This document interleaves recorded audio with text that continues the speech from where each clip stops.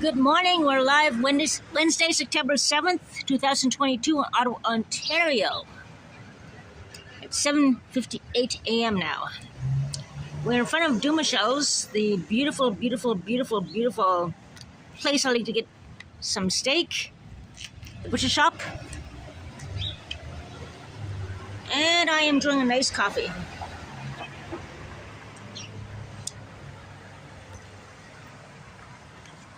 I hope everyone has had a good weekend and Labor Day weekend and good week so far. And behind me is Dumachel's, a beautiful, beautiful butcher shop, which I highly recommend for good prices and not overpriced items like steak and ground beef and chicken and so forth and pork and everything else, all these other things, including eggs and the basic necessities, basically. So I recommend you come here. We're on Donald and Lola. And we're going to take a little walk down to the grocery store. Second. Across here is a barber shop. 7 days a week, apparently.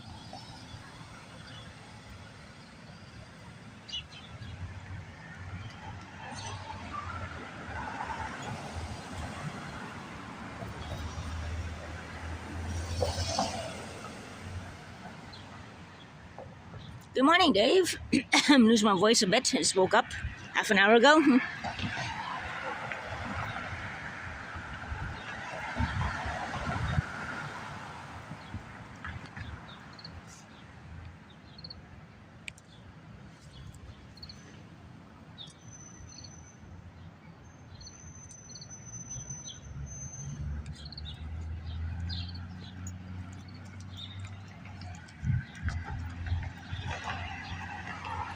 I hope everyone has had a nice, safe weekend this past Labor Day and having a good week so far.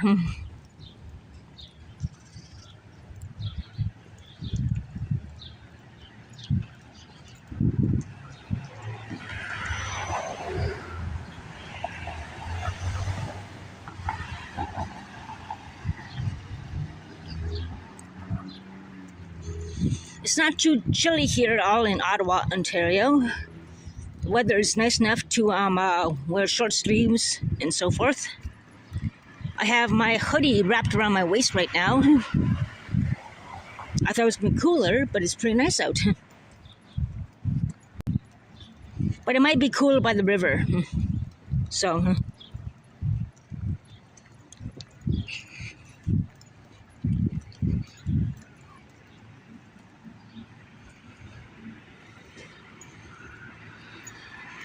even though summer is coming to an end, there was always beauty in the world.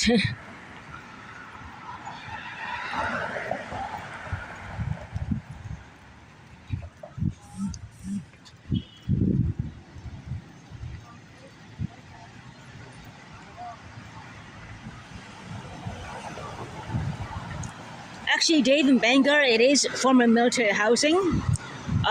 Where I live, the building where I live is actually housed people from World War II in the army, where they had to get shipped back to the areas after that. So indeed, it was military housing in the past in World War II, to be honest, including where I live. I live in a bachelor. And I can see how it's meant to be for people in World War II. Housing them simply and before they get shipped back off to the war makes sense.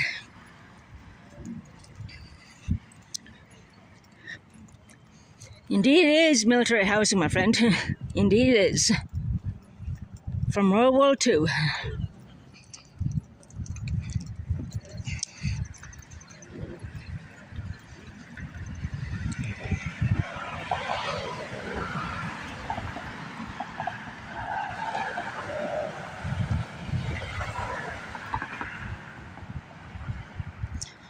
Yeah, there was a lot of housing for the military back then in World War II.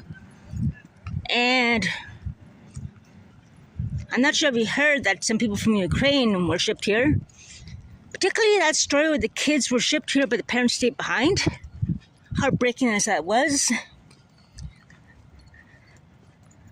not going to have an easy, they're always going to remember, and hopefully the parents are going to be safe. I hope. We can only pray that the parents are going to be safe as well.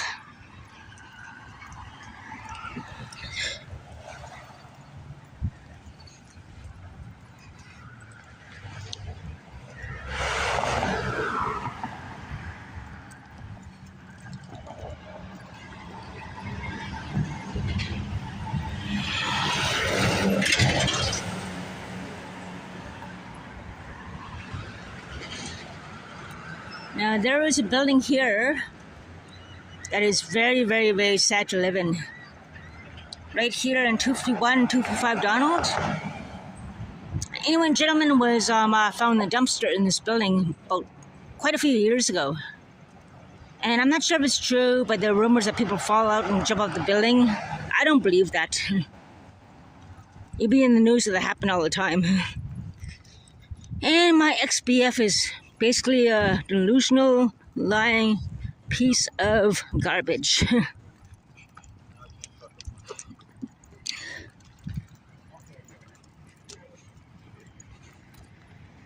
Keeps changing the story. Doesn't make any sense what he says. Good riddance. But anyway, it's a beautiful morning. And here is St. Charbel Church.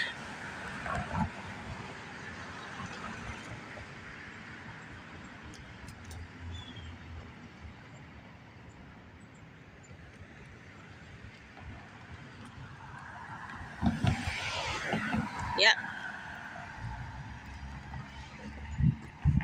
It's a Catholic church.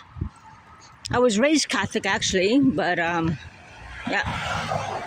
Then again, it was part of Six Scoop as well. I was adopted. Blah, blah, blah.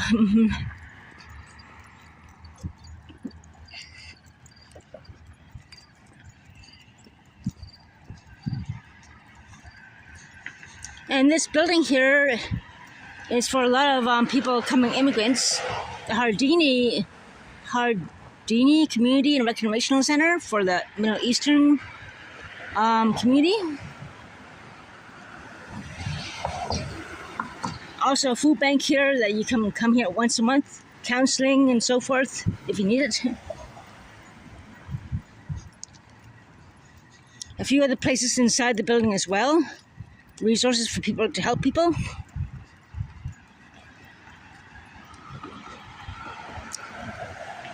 Including children at risk. Which is particularly helpful for human trafficking cases and so forth. So people have underage people doing drugs or going to prostitutes and so forth. Anything illegal when it involves kids, that is the place to go to. Someone beeped at me.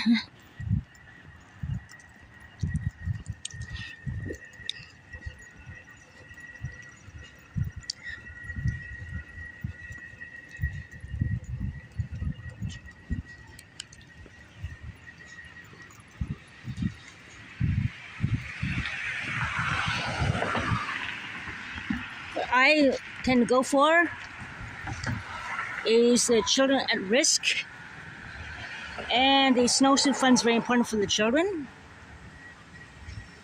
and of course it's a community resource center, and there's a food bank here as well.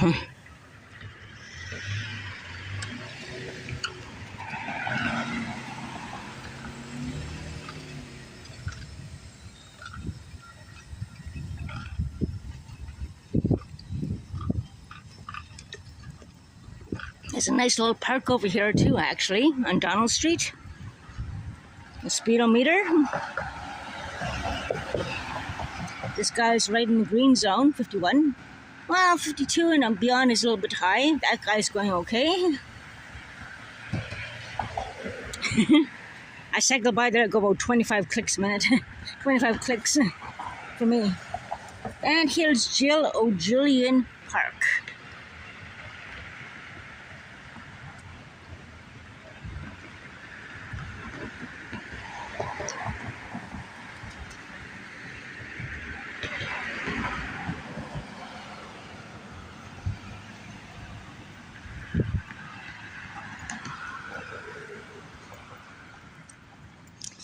I was trying to think what to talk about this morning on my walk to the grocery store. I have 2 bones to pick. On the news today, they talked about the violence that's happening from these gentlemen on reserves who are Cree. I am also Cree, but from James Bay Cree for me. But I was shocked to hear, I'm not too shocked to hear about the violence these gentlemen are inflicting on people. Like, you might say I saw it coming. I was told years ago, before COVID even hit, that there's going to be a revolution, and then these people are not going to take any more racism. And then one of these days, they would go on a violent rampage. I was told this years ago, even before COVID hit. I was told about this. And it's happening now. So when I heard about these guys going on a violent rampage, stabbing people and all this other stuff, to be honest, in my opinion, I am not surprised to hear that. It was predicted to me by somebody. I used to outreach, I talked to homeless people, I talked to people in previous jails. And people have predicted that this was going to happen years before it happened. Years before this violence was inflicted by these gentlemen, by these people, Indigenous community, I was warned this was going to happen years ago. So if I knew this was going to happen, and this is a cry for help from these people, how come nothing was done about it? I knew about this happening way before it happened. So why is this violence happening now? I was told it was going to happen. I did outreach, and I was warned this was going to happen sooner or later, and it's happening now.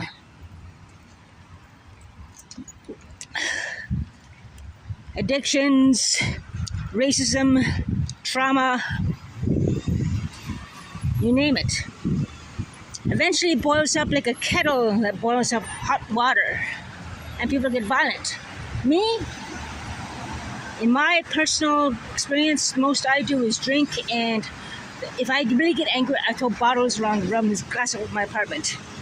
But these gentlemen here have gone on a stabbing rampage, and I was told this was going to happen years before it happened. I was warned this was going to happen way before COVID. And this is a cry for help, way before it happened. So how come nothing was done about before? Nothing was done. Absolutely nothing. Now I was told this like over 10 years ago, 15 years ago, 12 years ago, around there. I was warned that one of these days, people are going to break in this community and go on a violent rampage. And it is happening. Which is sad to say, but I knew this was going to happen as well. I knew it. Even myself, I have to admit, I have addiction problems with alcohol. I don't do drugs, I don't smoke, thank God. But I do have a problem on and off with alcohol.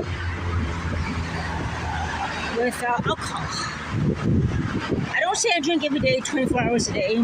I did sometimes before, after I lost my job. But I started a new job now. And so forth, so I'm happy for that. Which is good. I'm going to do another live stream at home talking about this trauma and what I was told was going to happen years before it actually happened. I tried to speak my voice out. This has been my cry for help for years, that this was going to happen and it's happening now. Why was nothing done? That's the whole point. Nothing was done. And it's happening now. People are snapping.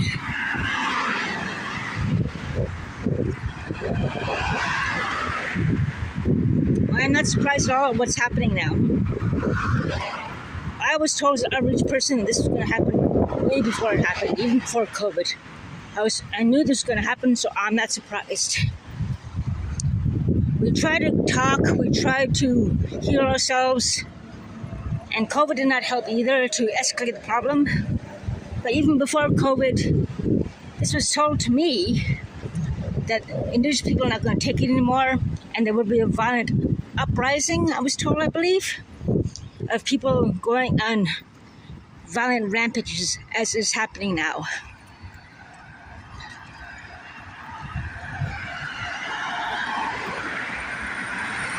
Anyways, here's the Vanny Parkway. It used to be a railroad before, believe it or not. Now it's all cars, not trains anymore. Back in the 1960s, it was a train. Railroad tracks before.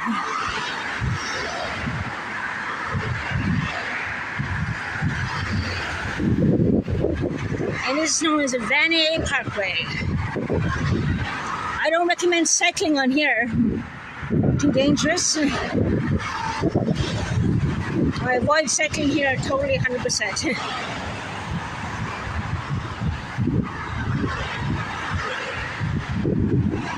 Just imagine train tracks being here. Just imagine a train going through here back in the olden days. Back in the 60s. And look at those little birds. Aww.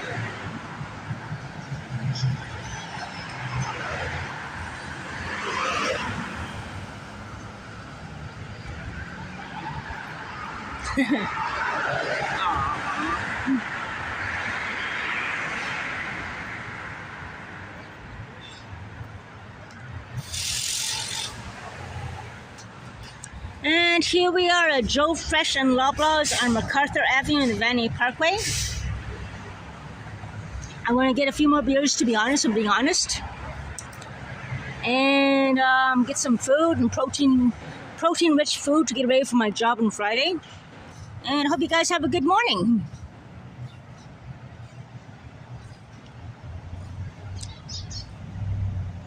Take care, stay safe, watch your back. Talk to you soon, my friends.